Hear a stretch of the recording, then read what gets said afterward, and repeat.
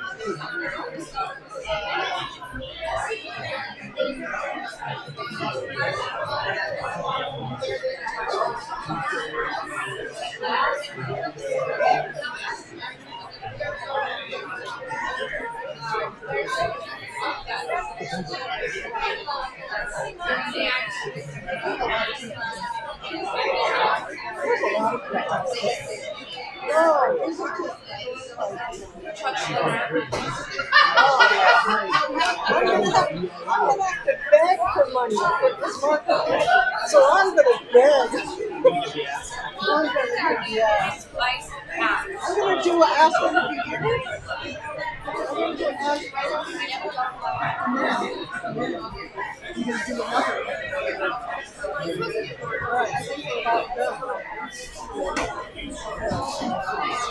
All right, we're about done. Do you know where? Do you know where the pantry is?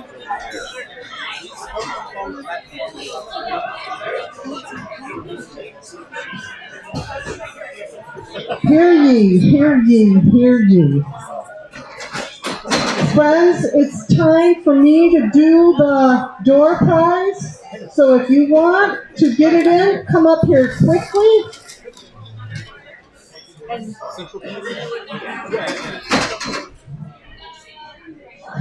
Anyone else? Going? Going? Gone. All right, good evening and welcome.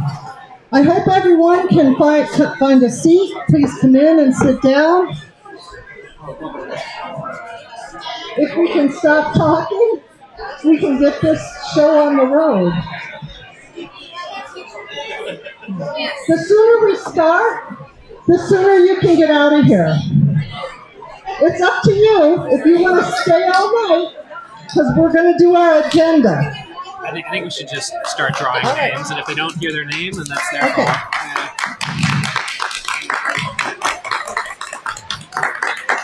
All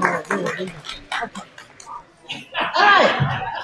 The first person to get a door prize, and if you don't hear your name, I'm going to move on, so it's up to you. Katie March. Katie, you have your choice of a couple of door prizes. One is for a free drink. One is for a box of chocolate. One is for some apples. I was told that I would get to be queen for a day. This is the real thing. Okay. All right. All right. Next, we have Joanne DeVries.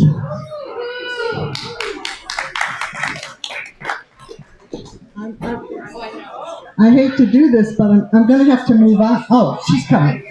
There she is. I knew you were here. So this is for a free drink at the happy hour or any place that you're choosing. You just have to decide you want.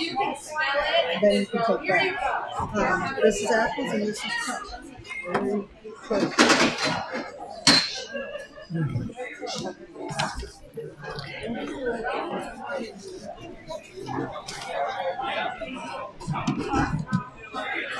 Next, we have Alice Harris. Alice Harris. Hi, Alice.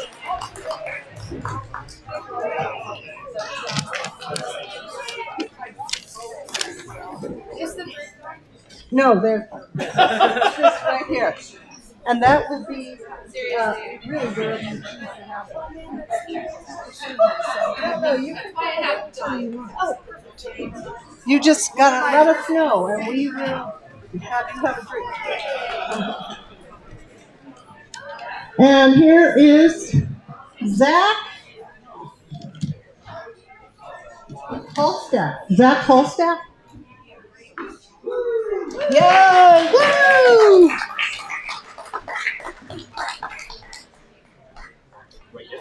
Yes. You can choose a chocolate, apples, and this is the free drink. You would just get in touch with us and let us know when you want to have. All right. When are you going to get in touch with us? Yeah. So, folks, we are going to get started now.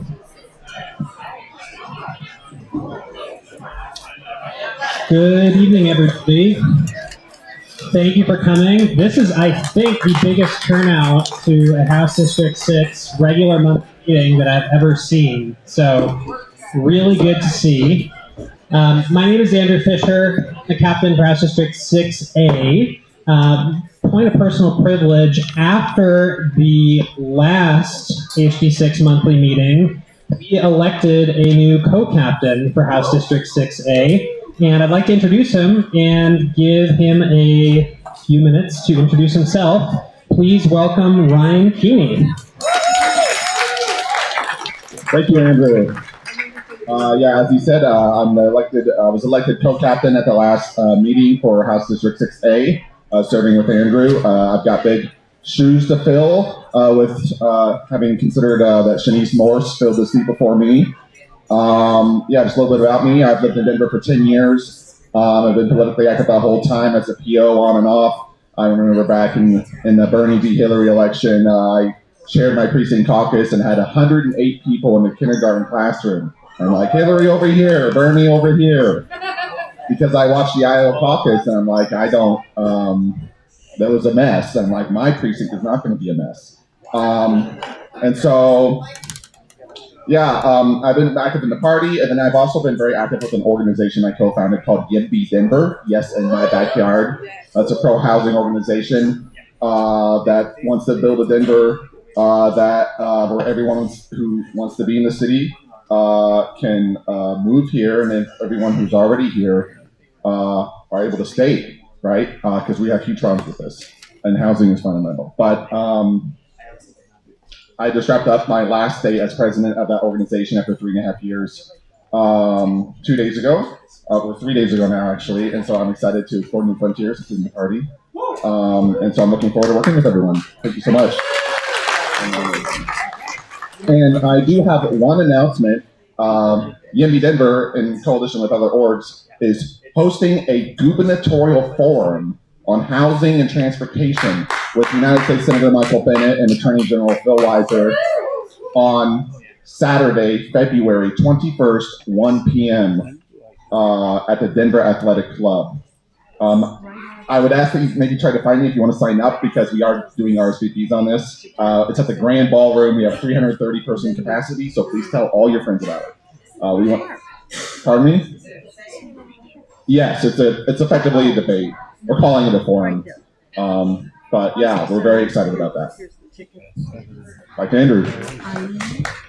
Ryan is underselling his achievements. He was president of YIMBY for 5? President 3.5. I co-founded it. Co-founded it and grew it from no members to hundreds of members, if I'm correct. 350 members. 350 members. So I'm very excited to have Ryan join us. One more announcement, one more date, a little bit more immediate. Our caucuses, which Ryan mentioned, are Tuesday, March 3rd, starting at 6:30 p.m.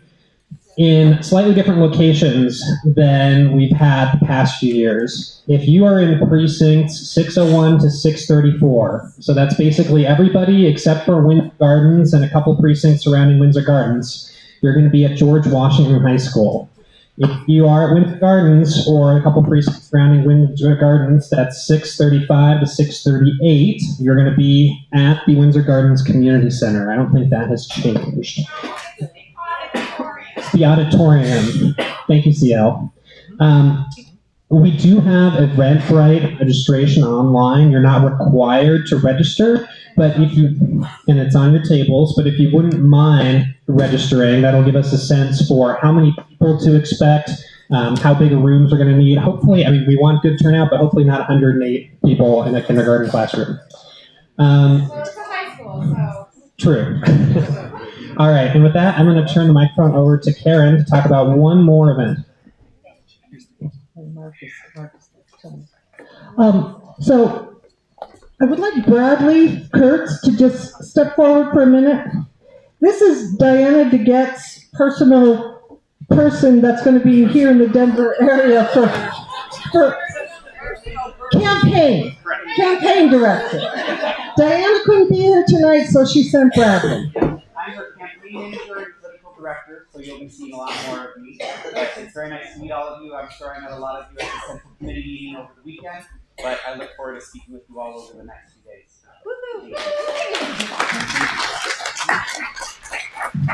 And I just want to talk to you about Here's the Ticket. It is already going to be right after the precinct, the Tuesday after our caucus. It'll be right here in the church, and we'd like for you all to invite a lot of people. It will have all three of the state candidates, all three of the races, the Attorney General, Secretary of State, and Treasurer. So they will be here, and we will get a chance to really listen to them. When is this? That is on March 10th. If you look on your table, it has one paper that has blue writing on it. And it is also online already in our announcements for HD6. No, that's Mark. I think maybe you should say. And one more thing to clarify. So Tuesday, March 3rd, the caucuses, that's our regular meeting date. So we are not having a meeting caucus night, obviously. So what Karen just mentioned, Tuesday, March 10th, here's the ticket. That's the second Tuesday of March. That's our stand-in for our regular monthly meeting. So don't come here on Tuesday, March 3rd, go to caucus, and then come here a week later. Okay, With Mark? no food, with no food.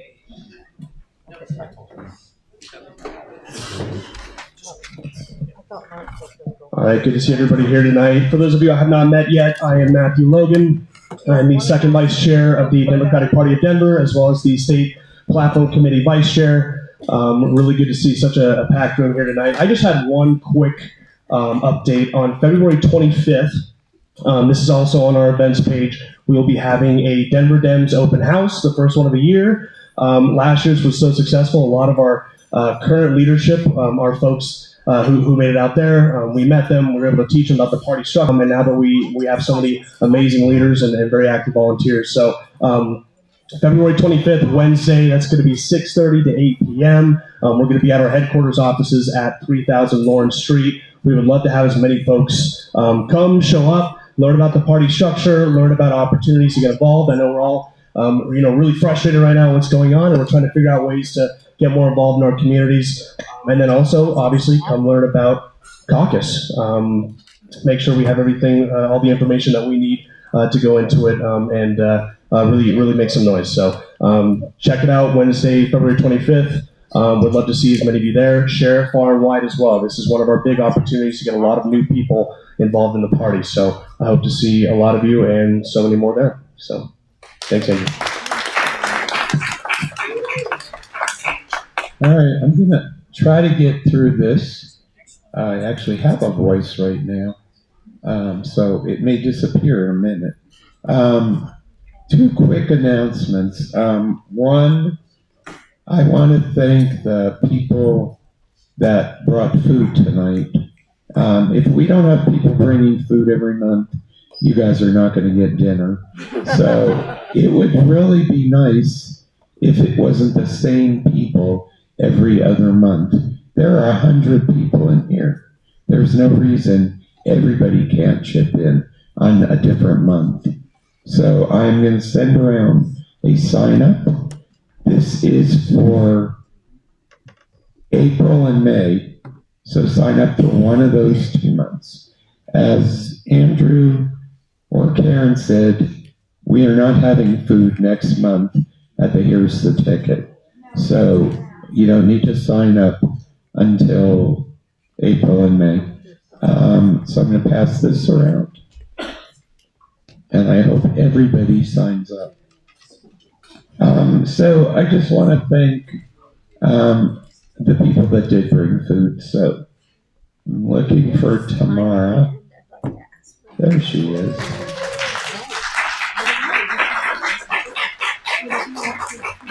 And I'm looking for Linda in the back.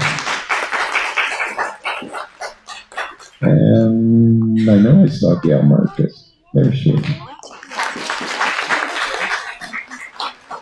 Randy Ross. James Wilkinson. Did I miss anybody? You weren't on my list. Cindy. She brought a salad. Okay, Cindy Ruth Aniston snuck in with a salad. And there's one more person I do want to thank for tonight. I've been really sick for 10 days. Did not have a lot of energy to come here and unload everything. And I had one person that showed up early with me. And I really appreciate my very good friend, Janine Ransom.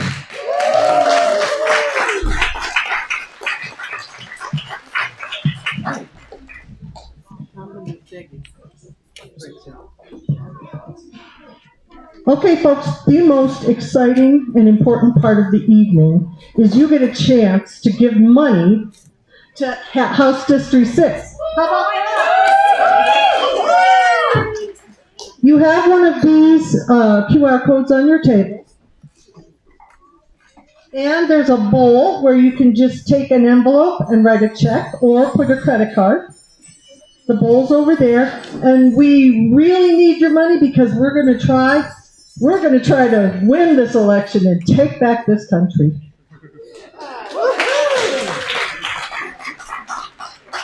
All right, and with that, we're going to do a quick legislative update. Please welcome our very own state representative, Sean Camacho. Good evening, HD6ers! Wow. I think I make this comment every single time, but this group gets bigger and bigger every month, and that is such a refreshing thing to see because it takes new people.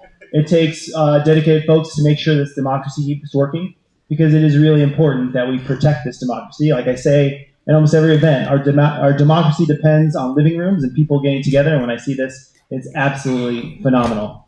So, legislative update. To be honest, it's been a little ominous at the Capitol. I think I would be remiss if I did not acknowledge things going on in the world. From protests in Minneapolis to the crackdowns in our community.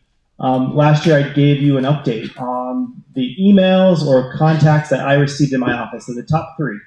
There really isn't a top 3. There's only one. It's ICE, immigration, and caring for our neighbors. And I want to say for those of you who have shared your thoughts and feelings, thank you, because it has made a huge difference. Today, and some of you may not know this, but your state delegation is very much coordinating with your federal delegation. We've had numerous meetings to make sure that we are all on the same page, because the last thing we want is for what's happening in Minneapolis to happen in Denver. And how do we react if it does start to go that direction? And I can tell you, because you don't get to be in these meetings or you know about it, your elected officials are working on it. Your Democratic delegations are working on it. Today in the House, we had a very long debate. It was very emotional. I learned a lot about my colleagues. I learned some things about my other colleagues I didn't really want to know. But all kidding aside, it was a very solemn moment in the House because we put forward a resolution saying that Colorado stands with our community, stands with the immigrants, our community, stands against the brutal tactics we've been seeing across this country. And I think it was a really important moment for the community to see where we as elected officials are at. I had an opportunity to speak, so did so many other folks, and I can tell you, it has just been this shadow over everything we've been doing at the Capitol. Typically, I give you an update on bills and everything else, but it just seems like everything we're doing is in that frame of lens. On Monday, we had a press conference to introduce some of the immigration bills that some of my colleagues are working on. I remain incredibly supportive of those, and I hope we can get a lot of them across the finish line and make them better through the process, because that is why we have a legislative process. So the first 2 weeks of session, other than kind of the things that have been hovering over us, have been relatively slow. If you remember, at the beginning of every session, we have SMART Act hearings, and that is when every state agency comes and gives a report about the status of that agency before the committee that oversees it. So we've been doing that for the first 2 weeks, and I'm just getting this feeling like the wave is coming. All the bills are coming through. I've had my first 3 bills right across the desk, doing earned wage access, doing older adult protection, and also doing, oh my gosh, what was the third one? It'll come to me. What's that? Climber. Climber. So I was telling somebody else, I have become a very popular choice to co-sponsor bills. Typically only get 5. I think we are up to 20.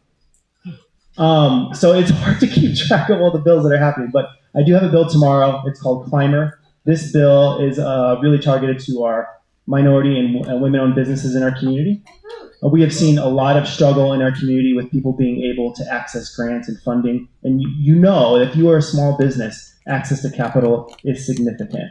So we at the state level are trying to re-engineer or readjust some of our state programs to make it easier to loan out money to those folks so they can make a difference in our communities. And that will be the Climber bill, and that's happening tomorrow in Business and Labor. So looking forward to that. I don't want anybody to pull me off the stage because I also recognize we have Senator Ball here. Yeah. But I will be giving a more robust update as we go along because there are so many good things that we are doing.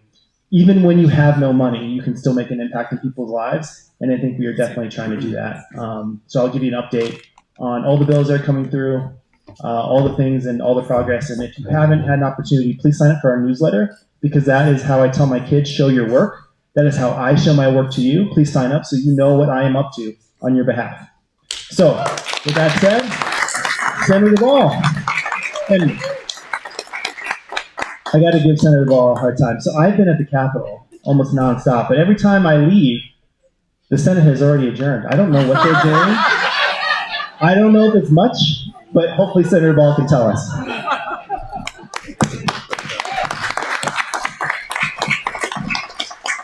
Thank you, Representative Camacho from the lower chamber. Great to address this group from the upper chamber. And wonderful to be here. HD6. Of course, I love all my House districts equally, but I love HD6 the most. And great to see a lot of friendly faces here. I do want to say a couple words about the legislative session, but I also wanted to share just some thoughts about what's happened in the last 2 weeks or so. I think you guys know this about me. I don't get angry a lot. I'm pretty even-keeled. It was a good quality to have when I was in the Army. But to be honest, I have felt over the last week and a half like really, really mad, like furious, and been processing that. And for me, it really comes from just 2 things, which is I watched the video of Alex Preddy get murdered. Yeah. And there is not another way to describe what happened. He was on the ground, he was disarmed, he was being pinned down by 4 people, and he was shot 10 times. And that made me mad, and what made me furious was then to see what Kristi Noem said a couple hours later. and saying that he was attacking law enforcement. And then to hear what J.D. Vance said, I mean, everybody said something awful. You know, Stephen Miller on Twitter said that if you sided with Alex Preddy, you were siding with the terrorists. And what made me so mad, and I still feel mad talking about it, is the gall to look at people in the face and say that what they saw didn't happen offends me so much. Not as a politician, not as a Democrat, like as an American. That is so unbelievably offensive to me. And I think we're processing a lot of anger, and I'm someone who tries to process things in constructive ways, and those ways exist. Those ways absolutely exist. Like, we are going to knock every single fucking door in Gabe Evans' district, and he's going to lose. He's going to lose by 10 points.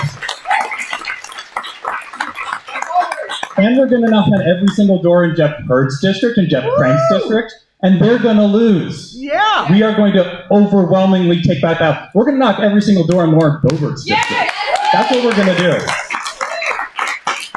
And that's what everybody here is going to do, and I will be doing it with you this fall. And that's important, but I also just want to recognize, like, remember how you feel in this moment, because I will be coming back to this for myself. Like, the news cycle is crazy and it changes every day and it's awful. But what has to drive us when we're doing this work, this channeling all of these emotions, is, you know, tapping into that and tapping into that anger that I think everybody feels across this country right now. So thank you for letting me share that. Okay, on lighter news, I do want to talk about the legislative session. So let me just say a couple words on that. I've introduced a couple bills that I'm really excited about. I am doing a lot of work around childcare. I have 2 bills around making childcare more affordable, more available in this state. I am on a couple housing bills to increase the supply of affordable housing. Yeah, I'm excited. Affordable housing. I am working on some bills around protecting minors on the internet. I am really excited to be working. We've got RTD Director Chris Nichols in the House. Excited to be working with Chris on a big bill around RTD that should be coming in the coming months. And you know, a lot of work to do. I will say, all the stuff happening federally, you know, our problems at the state didn't go away.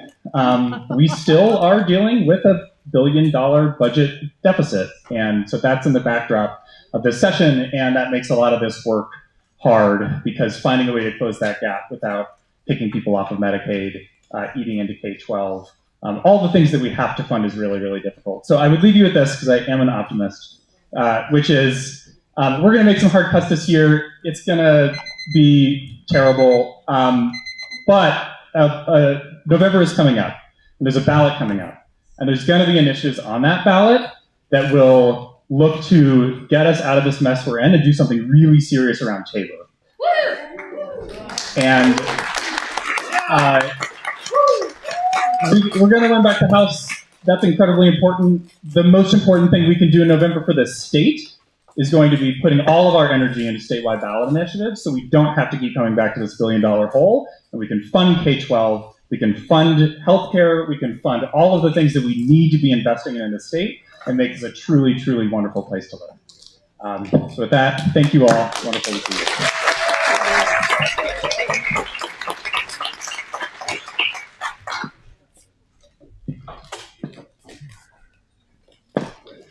All right, we have a few candidates who would like to introduce themselves to you. The first, she is the member of the Colorado State Board of Education for Congressional District 1, running for re-election. Please welcome Lisa Escarcega.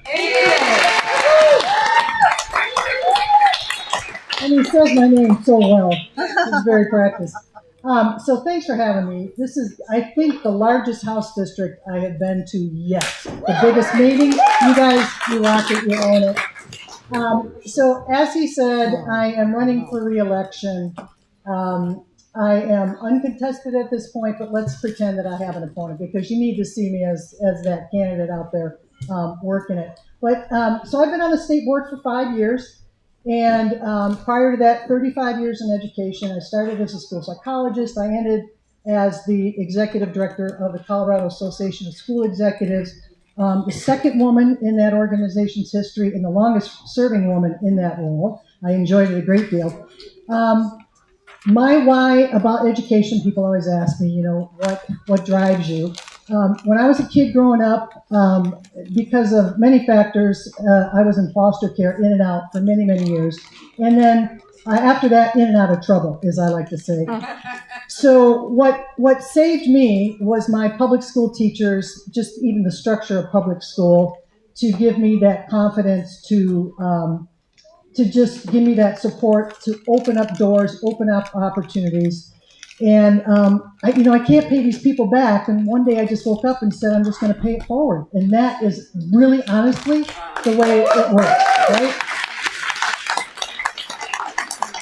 So, and the great state of Michigan put me through college, and the federal government also gave me money, put me through college, and I think they probably regret that at this point. So, now, my platform, I'm not going to do this based upon, usually I riff off of what the previous people say, and I can do this a little bit. My platform's on these cards here. It hasn't changed a whole lot, but what has changed is certainly our working conditions and what we're doing. So we're trying to maintain our standards, trying to maintain students' rights. You're going to see bills coming up this session that are going to support and try to make up for where they have destroyed the Office for Civil Rights out of the federal government. And then you've heard Senator Ball has a few. So I would say, though, I have some good news, and I want to be able to, somebody says uplift. I got two good news, two. Remember last spring, maybe it was about a year ago, we got the letter from the federal government that said you need to get rid of all your DEI programs. You need to take everything out of your standards, or we're going to keep your federal money. Well, we said no, right? Our commissioner, we said no, thank you. And the state of Maryland and the American Federation for Teachers took them to court, took the Department of Ed to court. That's been working its way through. They have never won, and they finally actually gave up 2 weeks ago. So they took it out of federal district court, so that's done. Now that's really good news in combined with the budget that just got signed today by the president. Whatever, the man. So there's 6 budgets that were in there. Our federal Department of Education budget was inside Health and Human Services. Remember they talked last year, the House is going to strip tons of money. They're going to do all this. Every single dime is in that budget that got approved, which is going to help our state. So 10% of all of Colorado's schools are funded federally, 40% of the Department of Ed.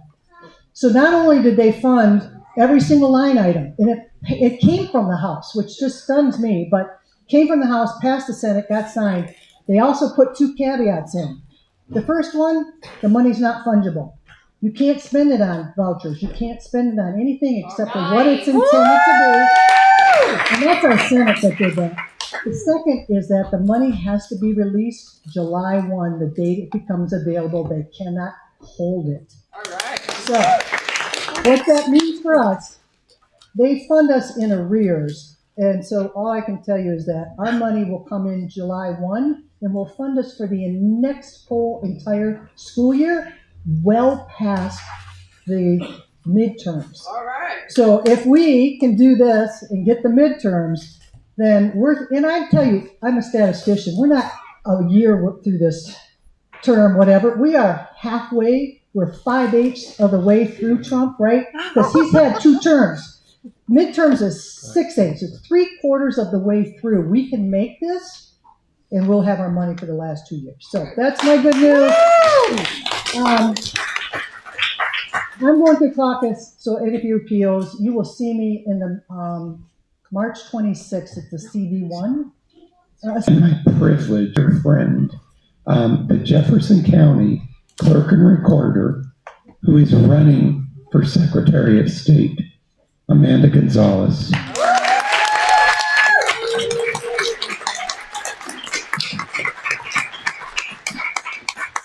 Thank you, thank you, thank you.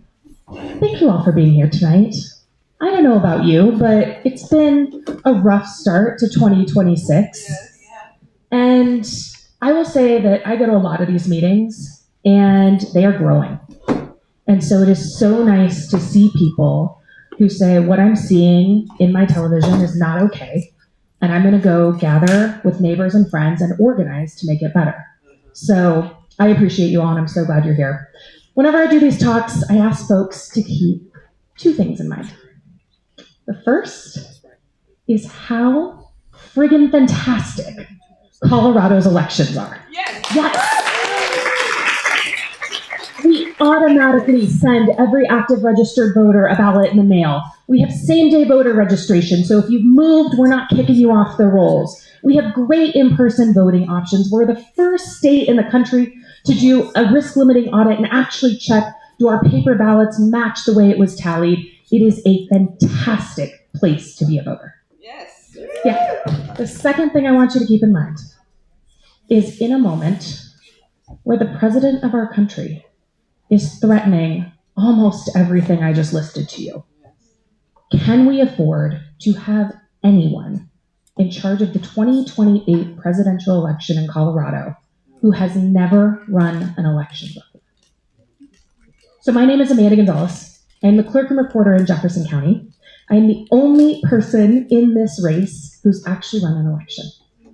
And I'm really proud to say that Colorado Common Cause, where no shade on our legislators, y'all are amazing people. And it takes courage to run these bills, but it takes attorneys with some in-depth nerd knowledge to actually do the work of writing them and getting the policy right. And that's what I was doing. So I wrote the bill that doubled the number of drop boxes in the state. I wrote the bill that law school, and with your help, I will be the first Latina Secretary of State that Colorado has ever had.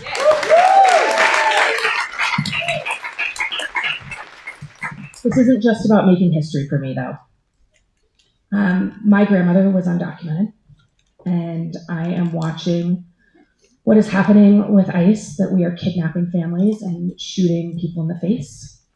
I know what is at stake when our government turns its back on people that just want a better life, right? And now is the moment to tell every Latina like me who's been told to wait her turn that now is the time for fundamental change in our government, right? I can get real nerdy. I've taught election law at DU. If y'all want to get nerdy, let's do it. I think we have a couple minutes for questions at the end. But this isn't just academic for me, right? Democracy is the foundation of all of the rights and is the tool by which we can recognize the future that we actually want, right? A future where my neighbors can afford their rent and their health care, right? Yeah. Where you can go to a good school no matter where you live. Where you're not worried about your kids being safe at school because we'd actually have responsible gun laws, which is what we all want, right? In a functional democracy, we would have all these things. And we have to protect the right to vote in Colorado to get all of that.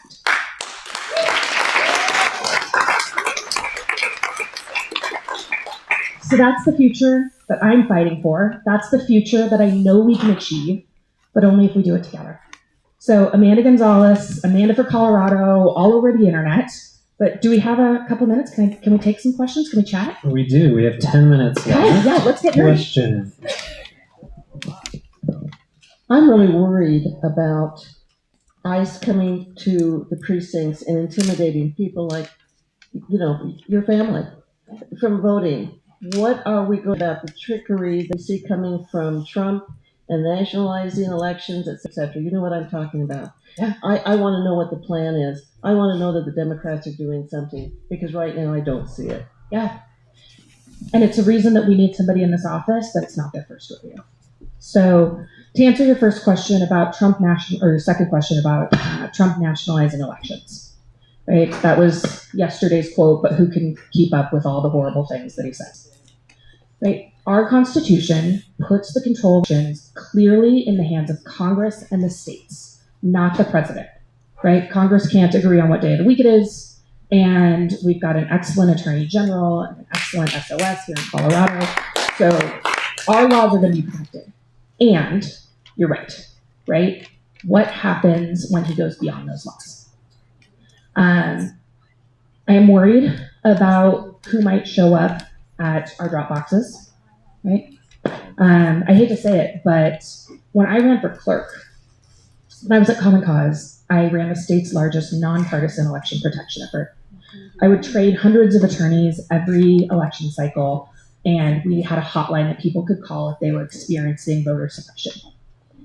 And so I was working really closely with election officials even before I was elected. And in 2020, every single election official I knew got some version of a death threat. Wow. And so, and I should stop telling people this, but I live by myself. And when I ran for clerk, I had to ask a friend, if things get really ugly in 2024, can I live with you for more than a month? Which is an insane question to ask when you are running for local office, let alone one that sounds like it's someone who makes copies, right? But I ran for this. Our election workers, you all should sign up. We call them election judges in Colorado. You all should sign up to be election judges because your clerk and recorder in Denver may need extra people, right? I stand up 38 in-person vote centers in Jeffco. Denver is about the same. We are looking at what happens if we need to double the number of pickup locations, right? I have 430,000 voters. If 430,000 of you needed to show up and pick up your ballots because it wasn't going to get delivered to your mailbox, we need to be ready for that. And those are things that I'm actively preparing for in Jeffco.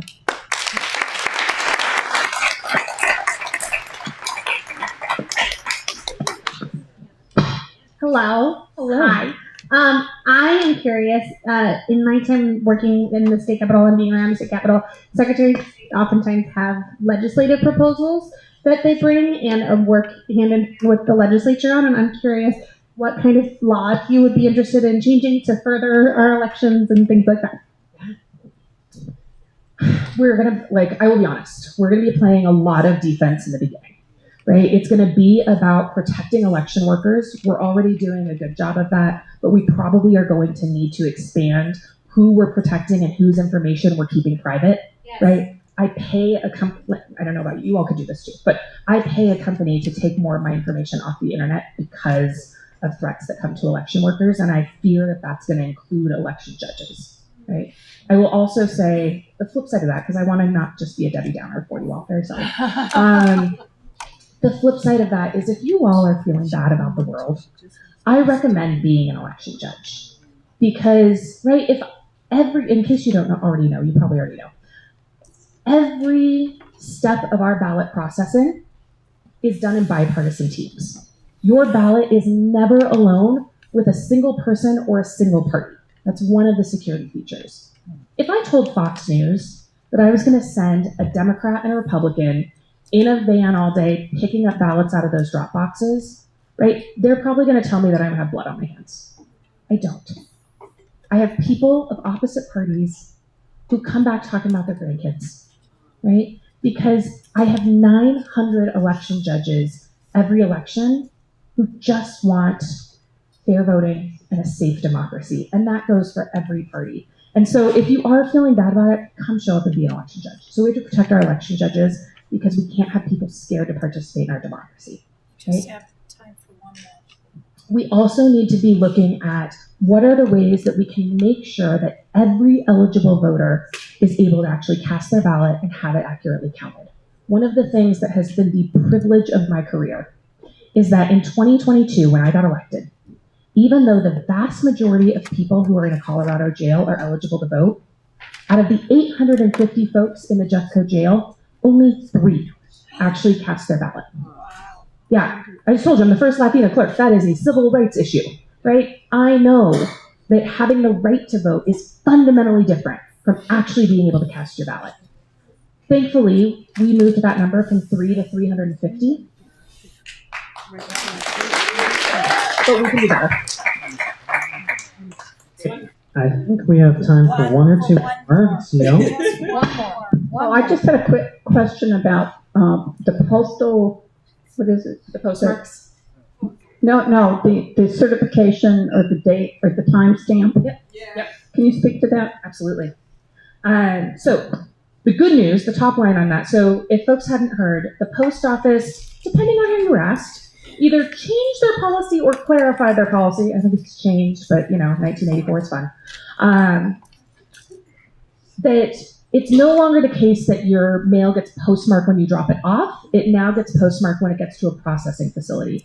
So if you are in rural Colorado, this might really acutely affect you. So you should keep it in mind if you have important documents that you're mailing. The upside is it doesn't actually change elections in Colorado. It was always the case that your clerk and recorder had to receive your ballot by 7 p.m. on election night. A postmark was never good enough. It's one of the reasons that we tell you to, if you're going to put it through USPS, do that about a week in advance, because we have to receive it by 7 p.m. on election night. So it doesn't change anything for Colorado right now. Let's do one more in. I have a lot of friends who have run for office in the last couple of years, and if there's one thing I've learned, it's that it's remarkably intimidating if you've never been involved in politics to figure out how to run for office, how to file, how to get on the ballot, all of that, even with what's currently on the Secretary of State's website.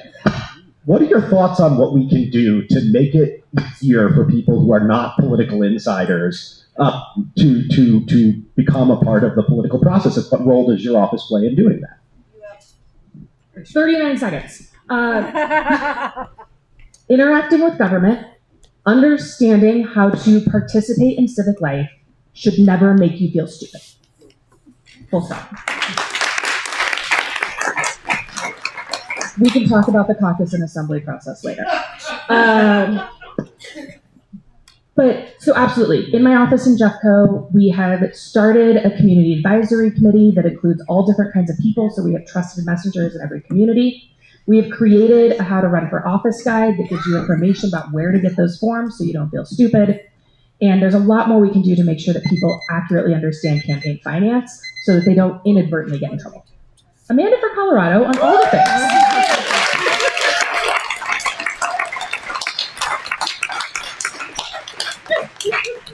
All right, thank you very much. Our next candidate is a current member of the CU Board of Regents and running for Congress in Congressional District 1. Please welcome Wanda James.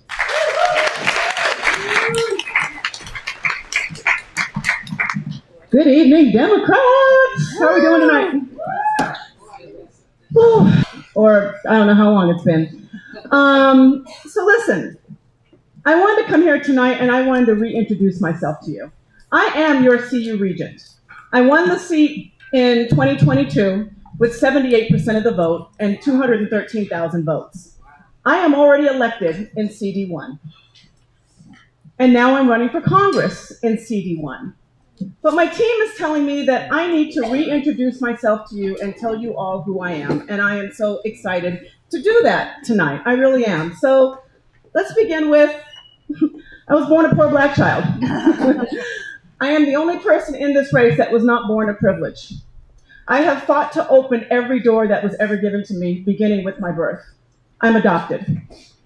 For those of you that have ever thought about a biracial black child being adopted in the late 60s, the United States government did not handle our adoption because, I don't know, we were weird, I guess. So my parents, my mother is a British immigrant who survived World War II. My father is a black Texas cowboy and a two-time Vietnam. He did 2 tours in Vietnam. When they decided to adopt me, they had to go through Lutheran services to be able to find a biracial child that matched their family. There was less than a 20% chance that I would have been adopted when I was a child. So, won. And I won the parent lotto. I carry my father with me all the time. When I talked to my mom just passed away recently, and I got to spend time with her in hospice. There's a song that comes to mind, and I forgot it's a country song, but it's called Live Like You Were Dying. And I've got to tell you, that time that I spent with my mom was the most amazing time because I learned more about her life than I thought that I knew. I knew that she survived World War II. I knew that she was one of the children put on trains that was shipped out of Liverpool, England, because England wanted to protect its future, its children. But what I didn't know about my mom, because my mother and father had books all over the house and they were both amazing readers, is that at 11 years old, my mother's formal education stopped. When she came back into Liverpool, England, there was nothing left. She was hungry. And when she was watching the Ukraine war, she started crying. And she kept saying to me, "Oh, Juan, the babies, the babies." And what I realized about my mother is she never got over being hungry. Because we couldn't leave a table and we couldn't leave food on a table without my mother picking it up and packing it up and wrapping it up and putting it away. And we used to tease her about it because it was funny. And then I realized that it wasn't funny. It was tragic. These are the values that I was raised with. My father raised me by himself. My parents did divorce. My father got custody of me when I was 9 years old. My single parent father raised his daughter with honor, dignity, and taught me to fight. And I use that word a lot, that I am a fighter, that I'm a warrior. And I understand that it makes some people a little bit nervous. But I am. I can't be anything else except for what I am. Because my father told me, you will have to open every door, you will have to bust down every door, and you will have to fight to keep it open for the rest of your life. When I graduated in 1986 from the University of Colorado Boulder, I was the first black woman commissioned through the Naval ROTC unit at the University of Colorado. Thank you. The difference between today and then was, make it sound like I'm so long ago, it wasn't that long ago, it was a long time ago. But anyway, the difference between now and then is I'm so proud of CU Boulder because there were 27 women in the battalion today. When I went through, there was three. Three of us. Yeah, that was the thing. We kept up with the guys. We worked out with the guys. We worked out with the Marines at 4:30 every morning at Bog Field House. I ran with the guys. I mean, the military took the word can't out of my vocabulary because every time I thought that I couldn't do something, the military proved to me that I could. Once again, I'm a fighter. I'm a fighter. It's what I am. It's what I do. Getting out of the military, became one of the few women in corporate America sitting in corporate seats. Fought my way through that. Met this amazing man who was my boyfriend for a very long time and then became my husband. But we opened up our very first restaurant in Santa Monica, the Jamaican Cafe. We had no idea what we were doing. None. He was a great chef, and that was kind of like all we knew. Like, put food out there, all we'll be fine. We had been small business owners now for almost 30 years. For 30 years, my husband and I have signed the front of the checks, not the back of the checks. We have worked with families who have depended on us to have strong business, to be able to meet the needs of those families every 2 weeks. And I could not be more proud. Could not be more proud. I'm a fighter. So when I think about going to Congress, when I think about what I'm going to do when I'm there, these are the things that guide who I am. These are the ways that I was raised and the people that I have touched. I work with unions. When $20 an hour was a thing, my husband and I fought for $20 an hour as small business owners because we believe that strong labor makes strong small business, which makes strong communities. Nobody but nobody goes into a neighborhood and says, yeah, I moved into the neighborhood because there was a Walmart on the corner and that was so cool. No. You go into your communities and you're like, I love going to Rosalinda's restaurant. I love going to the barbecue restaurant. I love stopping by the sneaker joint run by the guy that, runs the Boulder Marathon. That's what makes us Americans, and small businesses are the backbone of what we do. Protect them. I was just speaking to a gentleman in the back, and my father was military. I was raised military. As a young child, when I went to the doctor, we just went to the doctor. When I fell out the tree and broke my elbow, yeah, we did that. We went to the doctor. They put a cast on my arm. They gave my father whatever pill they gave me. They handed it to him, and we went home. That was it. There was no bill. There was no having to fill out a form to make sure that we could get x-rays or follow-ups or whatever else. We were just taken care of.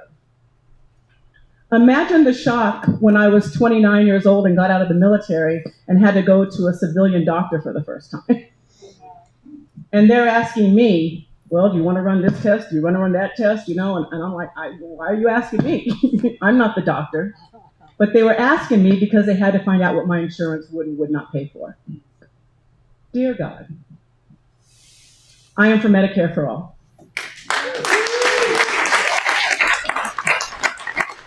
And you know what? We can get Medicare for all done if we stopped electing politicians who are funded by Big Pharma and the medical industry.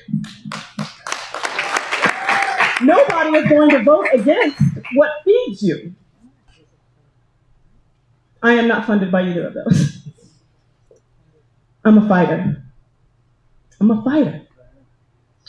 When I think about things like standing up for people, many of you know that my husband and I are the first African Americans legally licensed in America to own a dispensary. Some people are like, oh my gosh, that's so weird. Why would you do something like that? Well, let me tell you why we do something like that. First off, I don't really care what you think about cannabis or whether you want to smoke it, eat it, not use it, or whatever else. It doesn't matter. The reason why we own a dispensary is because when I met my younger brother, I met him at my father's funeral. And the first words out of my brother's mouth was, sis, I just got out of prison. It's like, oh God. Because if you just got out of prison, you did something bad, right? You killed somebody, you hurt somebody, you did something bad, really bad to go to prison, especially as a young person, right? My brother's crime, $164 worth of street weed. For those of you that remember that smoke pot, if you think about a baggie, that was $40 of a baggie, $30, $20, $10. 4 baggies of bad Texas weed cost my brother 10 years of his life. And for 4 of those years, my brother picked cotton in a privatized prison system in Texas. Y'all, my brother was a slave. Can I say that again? My brother was a slave. I was sick when I heard that, and I said, you know what? Oh, hell no. I'm a fighter. So when we moved to Colorado from California, I had the great pleasure of getting to know this dude by the name of Jared Polis and a few other people in the Democratic Party. And I started running races. I ran Jay Foss's campaign down in Colorado Springs, amazing military guy. And then I ran Congressman Jared Polis's campaign here when he first ran for Congress. And that time when I was running Jared's campaign, a friend of mine from Chicago said, hey, my senator's having a fundraiser, go meet him. And it turns out that the senator was Barack Obama. So ended up on Barack Obama's National Finance Committee because nobody was at that fundraiser. Weird, right? But anyway, so once 2008 was over, we knew that cannabis was going to have the opportunity for medical cannabis to be used by the states. I wanted to put a black face on cannabis, not black face on cannabis, because I wanted to talk about the harms that the drug war had done to the Black and Latino communities. It destroyed our communities. There was one reason that mass incarceration happened, and it was because of cannabis and drugs. The drug war was a war on us. I'm a fighter. 34% of the arrests in Denver, Colorado were Black for simple possessions of cannabis. Look around the room. Are there 34% of Black people in here? No, there's not. Has anybody in Denver seen 34% of Black people? Anywhere. Maybe on church, on Sundays, maybe. And I mean that lovingly. I grew up here in Colorado. But regardless, 34% of the arrest. So we wanted to be able to fight that. I'm a fighter. Today, nobody is arrested for simple possession of cannabis. That was the point of cannabis. It's important to me to fight for us. It's important to me to go to Congress to be able to fight for affordability. Housing costs have to be brought down. We have to get first-time home buyers their homes. That's how you build wealth. That's how you build community. Education. I fight for education. Yeah, y'all, I'm that regent. I was a regent that stood up against the University of Colorado Anschutz for putting out racist material. The MAGA board decided to come at me, which is fine. I don't mind because I'm a fighter. I won that fight. So I continue to fight for us and to fight for students. University of Colorado is the 3rd largest employer in the state of Colorado, $6 billion budget. It is important that people know that they are welcome in that system. I'm a fighter. When Pell Grant was under attack, I spoke up about Pell Grant because I went to school on a Pell Grant. $2,500 a semester paid for my entire 5 years at the University of Colorado. We had to break down that door, now we have to keep it open because there's nothing more important than a public education. Nothing more important than a public education. I will fight for that in Congress.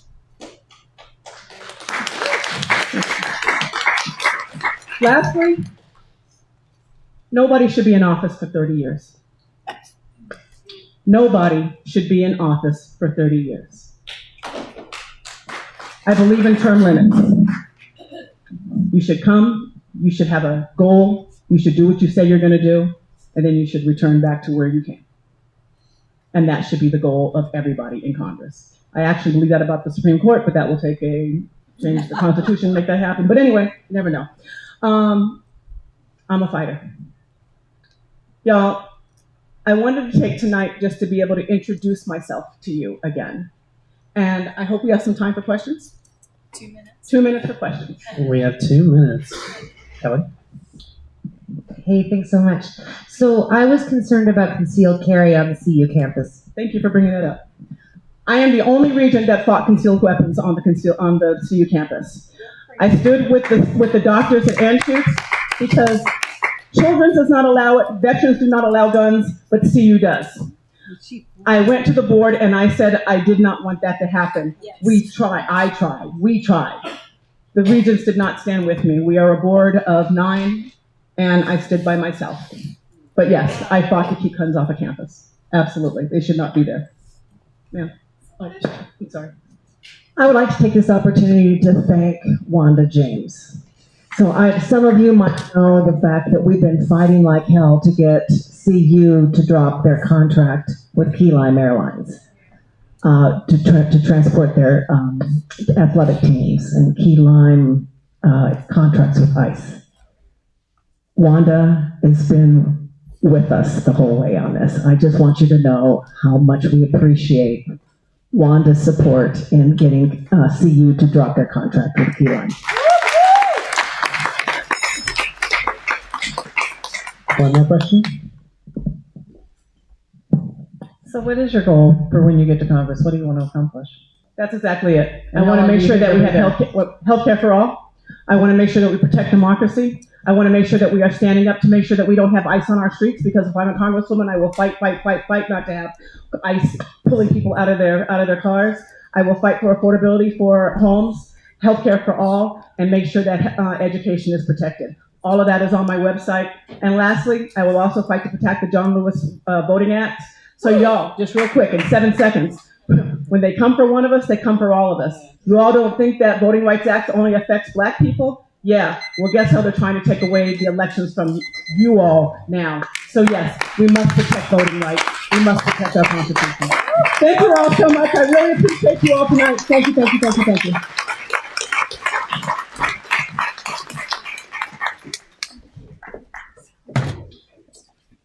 And now I'd like to introduce my very good friend, Danny Jimmy Schmidt, for a presentation on election data. And I can assure you, he definitely knows what he's talking about because he's been to every single county personally, all 3,143 counties in the United States. Only a few. Only a few. Okay. I feel bad running anybody off. It's so sad.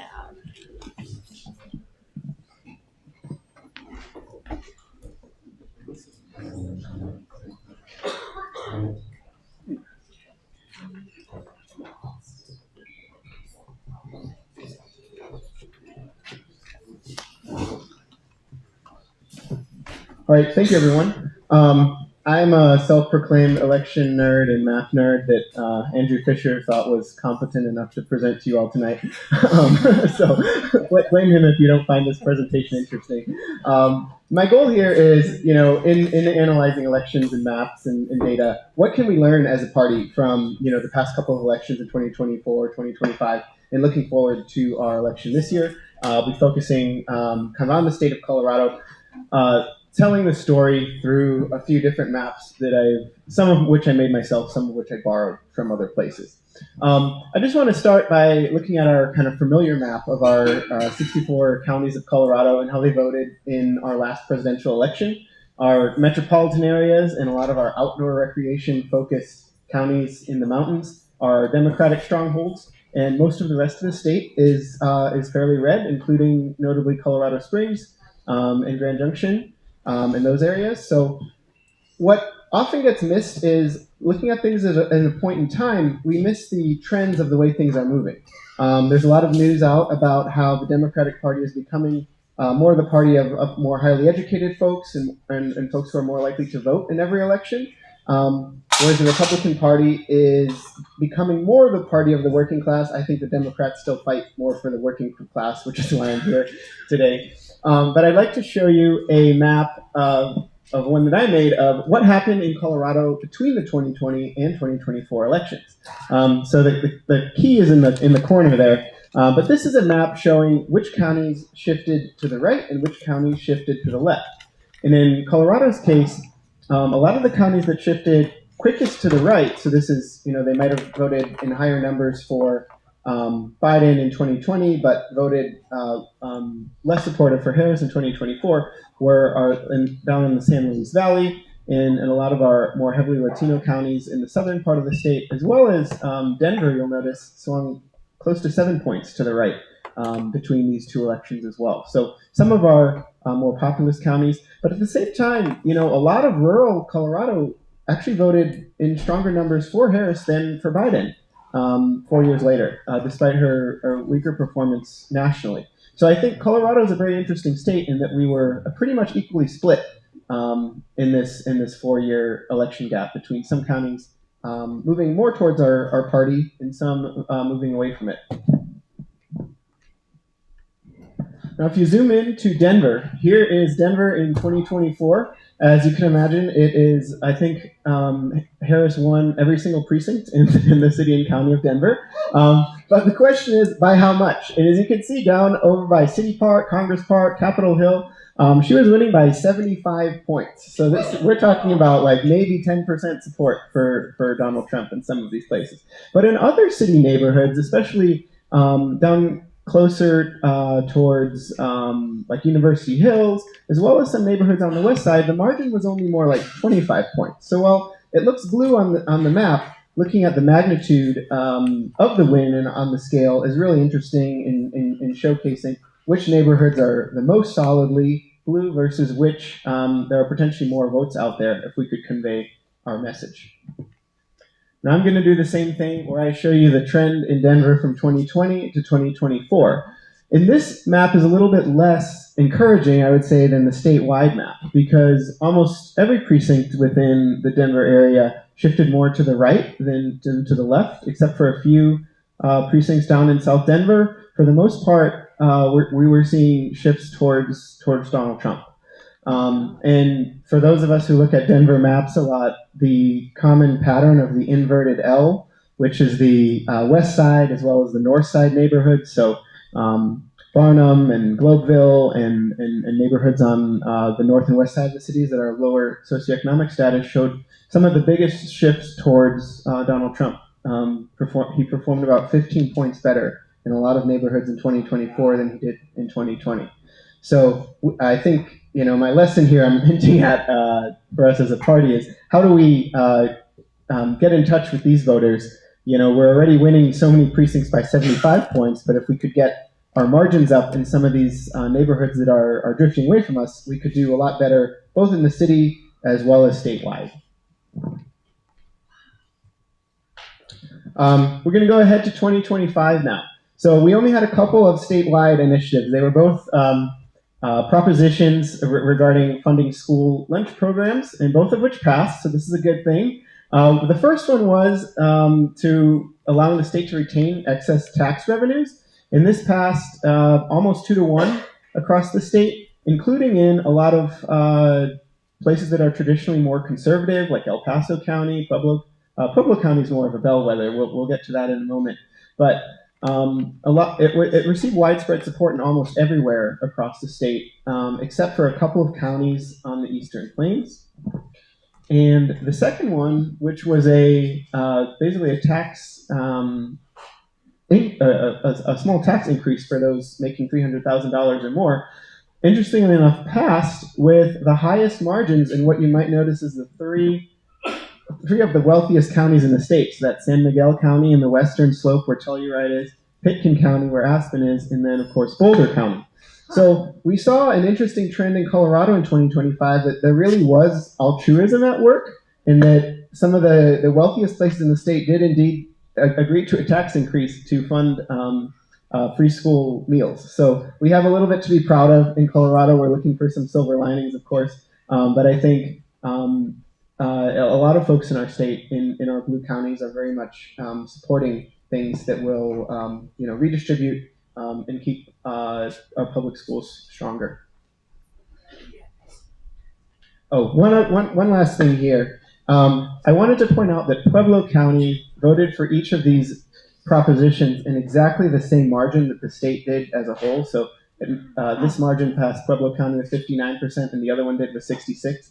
So my small lesson here is Pueblo is an extremely good bellwether for the state overall. It is perhaps one of the most representative places for understanding Colorado statewide politics and statewide initiatives. So if you can sell something to the voters of Pueblo, your chances of passing it in the rest of the state, I would say, are quite good. And I also wanted to talk about turnout. So this is another map that I created showcasing turnout in the 2024 election. So as you can see, turnout was really high in some counties, and it was below 65% in others. So we saw a range of around 20 points in our turnout, depending on where you were in the state. And unlike some of the other maps, it's a little harder to pick out the patterns that we might be used to here. So a lot of mountain counties had really high turnout, and others saw much lower turnout. So this is a little bit of a mystery to me, and I know a lot of you in the room probably know Colorado even better than I do. So I hope we do have some time for questions at the end here, because I would love to hear. I'd be happy to scroll back to other maps and learn what others might see in these maps that I am missing. But this one has been a bit of a mystery to me. There's high turnout in places like Douglas County and Routt County and it looks like Gilpin County. But then right across the border in Lincoln County or Adams County, we're seeing much lower turnout. So this is a bit of a mystery. Turnout is obviously important because turnout is often correlated with who was able to win elections in 2022. The Democrats had higher turnout across a lot of the northern states. So upper New England, the upper Midwest, and did relatively better in those elections than they did across the South, which saw much lower voter turnout that year. And 2022 is the closest analog to an election we have to 2026 because it's a midterm year. And midterm turnout is generally a little bit lower than it is in presidential years. But unlike back in 2014 or 2010, the Democrats have really shown that they do turn out in strong numbers ever since Trump was elected the first time in the midterms.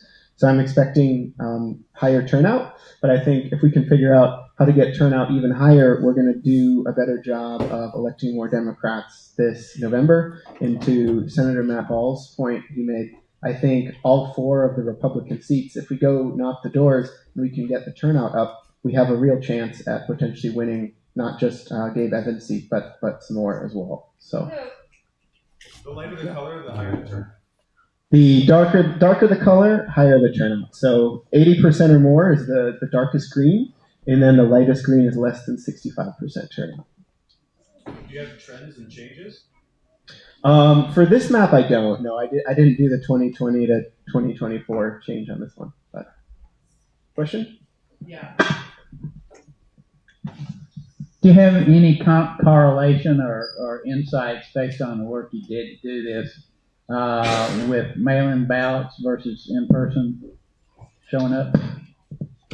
No, I'm not sure where that data would be available. Maybe the Secretary of State tracks county by county at what percent do mail-in voting versus in-person. You can get it county by county, but it holds pretty constant throughout the state. About 95% of people vote the ballot that was mailed to them, and of that 95%, about 75% drop it off the drop box, and that is pretty much across the state. There's not a ton of variation.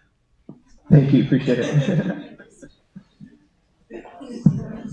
I'm just wondering, are you correlating, or are you working with organizations who are watching ICE and then also have high Latino populations?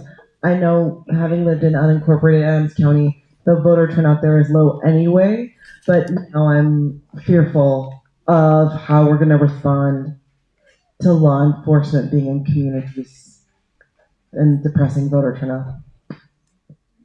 Yeah, I think that's a real risk. Obviously, it's a little bit hard to study an event like ICE suddenly being in our streets with voter turnout because they just were not present at all in the last election. But I think that's a real concern. I think making our polling places safe as well as encouraging vote by mail are the best strategies we have to combat any effect from that. This is Sally Hoffner. I've been studying stuff for about 25 years. I wanted to remind you that if we get a high turnout out of Denver, usually a priority of 100,000 or more by each line, we will win the state. So that's the important thing. First, get the Democrats out, then go after the others. The rest of the counties are really great. It's important to their congressional districts and all their sites and stuff compete. But it's really important to make sure we all vote.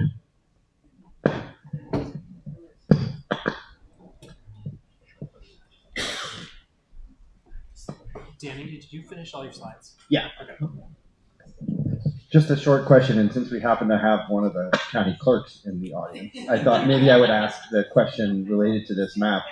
Do you have any sense, about how efforts in specific counties by the clerks or by the maybe addressing the turnout question? Is that something? Is there a correlation that's easily identifiable? I don't have that kind of information. I only see the outcomes, but the process would be great to get more comments. I don't have great data. Some of the things that we were talking about, Conejos County has 750 voters, so like 7 of them don't come. Large counties like Denver have full-time outreach staff. They created full-time outreach staff in Jeffco. And we did more than 80 events last year. We were free high school, dispensary, and laundromat to take us. We have some theories, but the data is not great.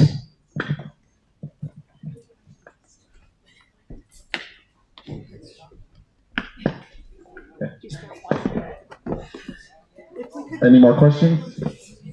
I think that's it.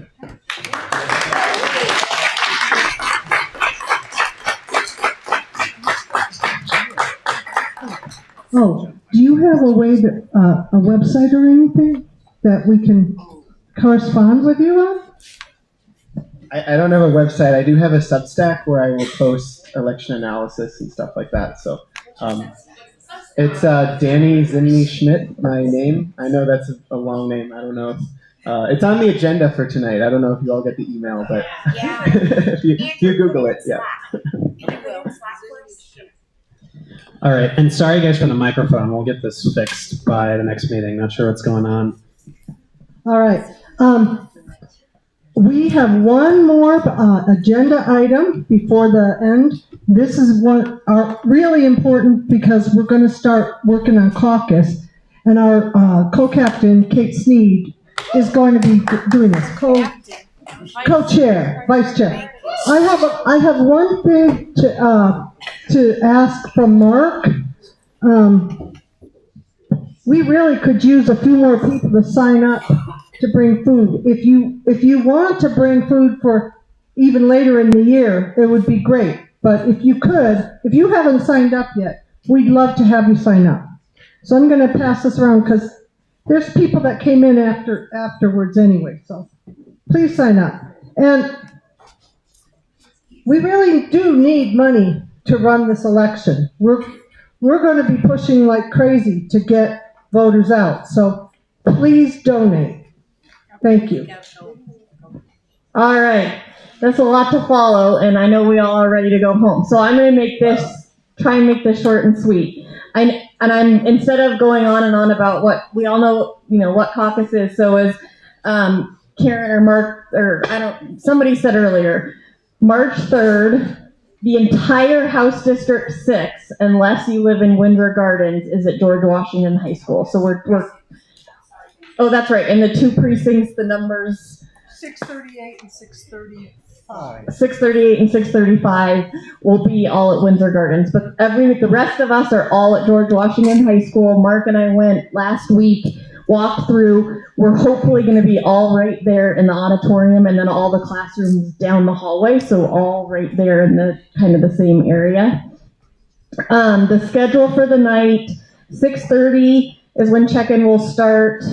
At 7, we will all go into the auditorium for announcements and hear from just the candidates running for the offices that are being determined at that night. So we won't hear from state candidates. We won't hear from any of them. It's just the candidates from that night. And then we'll break out into our classrooms, go through. I know there's been a lot of questions like, we hear it's changing. I think this is probably the biggest change. In years past, we've done preference polls, we've talked about all of the other candidates for state, for CD1, etc. There are no preference polls, official preference polls, happening at caucus this year. So you will select your precinct organizers, sign up for election judges, etc. If there's time and the group decides they would like to have a conversation about candidates and who their preferences are, that is fine. We can't tell you cannot do that. But there is not a recorded preference poll for any of the down ballot positions at caucus this year.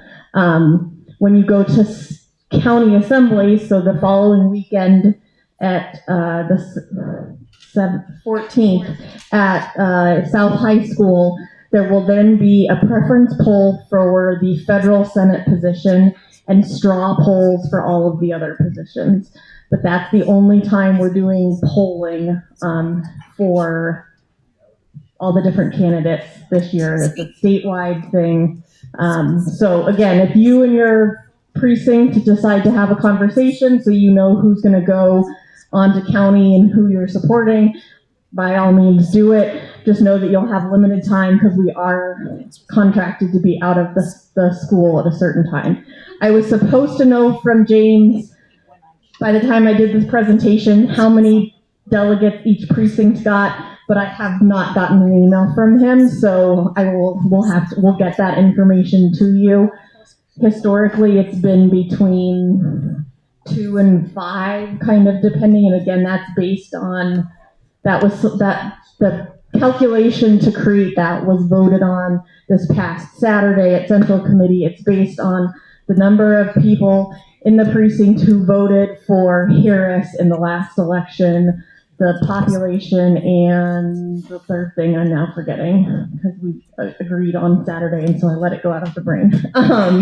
So with that being said, instead of going into too much more, the one other big change this year, historically, when you've gotten there to check in, there's been pages and pages and pages of printouts, right, of everyone who was registered on as of February 9th, and you had to look through and dig and find your name and all that. They are getting rid of paper, and it's all going to be computerized. So myself, Andrew, I know there's 6 of us from House District 6 that will be doing check-in and using the computer in the official system to help everyone figure out all of that information. That you can go on and do it yourself, but we will have computers there, we will do it, and we will help everyone figure out what precinct they're in, all that kind of stuff, make sure they're registered voters, etc. The actual work that happens in your precinct meeting will still be documented on paper and turned in paper. Katie. Hey, how will we know if we're a PO and we're in the room, and how do we know if somebody's checked in or not, and making sure they're in the right place, etc.? Great question. Have we seen the document yet? We haven't been trained yet. We go next Wednesday, I think, to be trained on how we're doing it, so I don't know for sure yet, but I will make sure that we know to give you all that follow-up before. I was going to ask, how does confidential voter status affect the verification of people showing up? Great question. I assume it will be very similar to how it has been in the past when we printed everything and you wouldn't show up on the printout. And so we would get a list from James, and the team would give us a list ahead of time to let us know, hey, these are the confidential voters. So when you come to check in, we know that. But I will ask James that question also when we do our training. Other questions on caucus? If you can't come to caucus and you really want to be a delegate, submit a letter to Mark and Andrew, to the team, that you are not able to be at caucus, but you would really like to be a delegate, and we'll do our best to read whatever you say and try and get you elected to be a delegate. Last date to get people to register as a Democrat. Virtual? Okay. Maybe it's the one that we have to go to as coordinators is not, but okay. And the last, will we have a recording of that for those of us that can't make it? I will, Matt Singh, yep. So. Do we want to hand the mic to Matt? Do you know more about? No, I would also say go to the open house on the 25th. Oh, that's right. The open house on the 25th of February is also a caucus overview preview. But I will make sure Andrew puts the links to all the trainings in the Slack channel, because I'm terrible at using that. Yes? I think I heard you say that we're not doing a preference poll cycle. Then how do we get questions from delegates that we're not dividing? It's a great question. So at county assembly, we will do a preference poll. But at caucus, we will not. We are encouraging that you have a conversation within your precinct on, who supports, everyone who supports so-and-so, raise your hand, kind of the old school way of walking across the hall or across the gym to, I just remember going when my very first caucus was 06, 07 for Obama, and it was like, if we're packed in this gym, and it's like, walk to that side of the gym if you support this person, and that side of the gym, and you ran back and forth. So obviously you don't have to do it quite like that, but feel free to have a conversation and kind of do an informal preference poll within your precinct. We are not doing a recorded preference poll.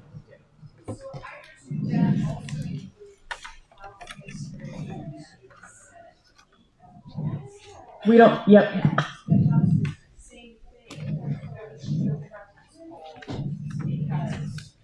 Correct. So the state CD1 is after assembly, correct?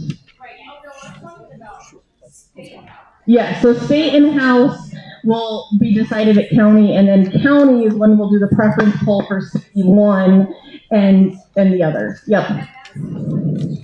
Yes. So there you go. And then, so county assembly is the 14th at South High School. State assembly, which is the only place that you get to vote on the 5 top state level or federal level positions, is March 28th in Pueblo. There are hotel blocks available on the CDP website. It's $149 for that Friday night. For those who are interested in going, check-in will start at 8 a.m. on March 28th. They're gaveling in at 10. The goal is to be done at noon, and then we will join the Pueblo Democrats at the No Kings rally in Pueblo at noon. So that means if you have comments on the state platform, submit them online before assembly so that we don't debate the state platform for 10 hours, however long. But that is the plan. I reconfirmed with the state party today that they will not end state assembly early if we're not finished, but they will strongly encourage that we get out the door, get our business done, so that we can participate in the No Kings protest in Pueblo. Yeah? It's not you, but I just have to say, they think that a protest is more important than taking care of state party business. Just the messenger. Yep. Any other questions on caucus? Awesome. I know there was a lot of unanswered things. We'll get answers sent out. Yes. This might not be a you question, but it's at the committee meeting last weekend on Saturday. They had these little quarter-page flyers that they were going to send to the. I have them. You have them. Okay. Karen has those flyers. Okay. Thank you. Yep. There you go. Thank you, Kate. All right. Thank you all for hanging in there. Last few announcements. First of all, caucus, Tuesday, March 3rd, 6:30 p.m. Do not come here. Nobody will be here. If you are in precinct 601 to 634, go to George Washington High School. If you are in precinct 635 to 638, go to the auditorium at Windsor Gardens. Tuesday, March 10th, the second Tuesday of next month. Here, 6:30, here's the ticket with a lot of statewide candidates. No food because we're going to have the chairs arranged theater style instead of like they are right now. So please make sure you either eat before or have plans to eat after. And last thing, Ryan advertised this earlier, gubernatorial forum hosted by UNB Denver and a few other organizations on Saturday, February 21st. 1 to 3:30 p.m. at the Denver Athletic Club. Please talk to Ryan if you would like to register. Thank you all so much. Please help us put away the chairs. Oh, Beth, do you have an announcement? Yes. Okay. Quick announcement. I'm Beth Turner. I'm the treasurer for the county, and I am looking for a deputy treasurer. As you know, Shanice, when she left HD6, was my deputy treasurer. Then they moved to Lakewood. So if anybody's interested, just come talk to me. Thank you all very much. Please help us put away the tables and the chairs, and have a great night. Hey, Ryan, I'm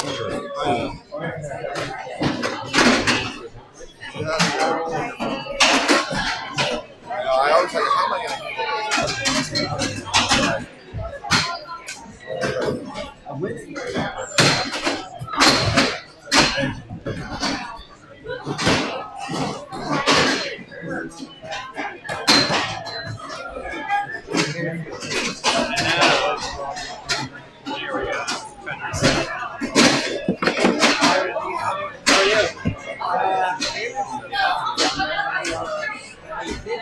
I don't know what.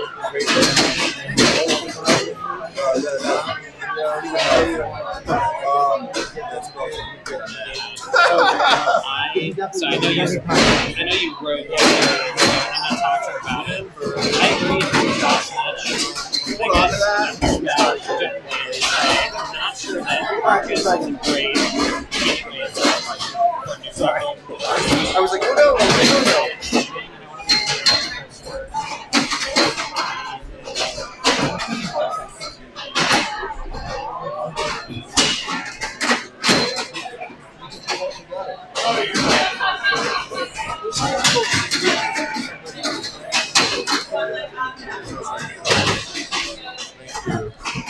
Good meeting. Good. Glad to hear it. I'm a little worried about getting people from our neck of the woods over to see how we